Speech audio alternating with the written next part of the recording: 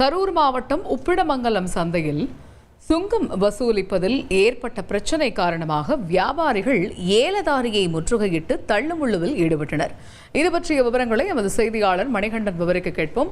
மணிகண்டன், தற்பொழுது அங்கு நிலவக்கூடிய சூழல் என்ன? மோதல் போக்கு தற்பொழுது கைவிடப்பட்டாச்சா? நிலவக்கூடிய சூழலை பத்தி விவரிங்க.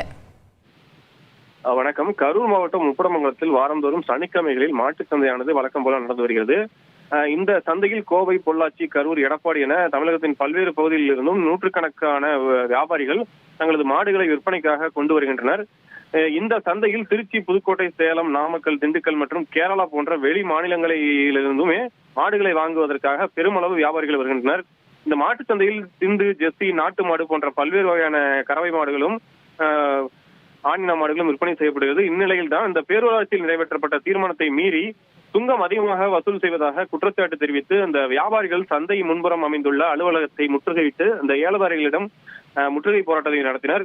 இந்த நிலையில் தகவல் அறிந்த வெள்ளியணை காவல் நிலைய போலீசார் இரு தரப்பினரிடையே பேச்சுவார்த்தை நடத்தினர். அந்த பேச்சுவார்த்தை முடிவடையும் முன்பாகவே போலீசார் விவசாயிகளையும் வியாபாரிகளும் வலுக்கட்டாயமாக வெளியேற்றிய சூழ்நிலை ஏற்பட்டது. இந்த சூழல் காரணமாக அப்பகுதியில் சிறிது நேரம் தள்ளுமுள்ளு ஏற்பட்டது. இதன் காரணமாக சுமார் 1 மணி நேரத்திற்கும் மேலாக அந்த மாட்டுச்சந்தை முன்புறம் பரபரப்பான சூழல் நிலவியது.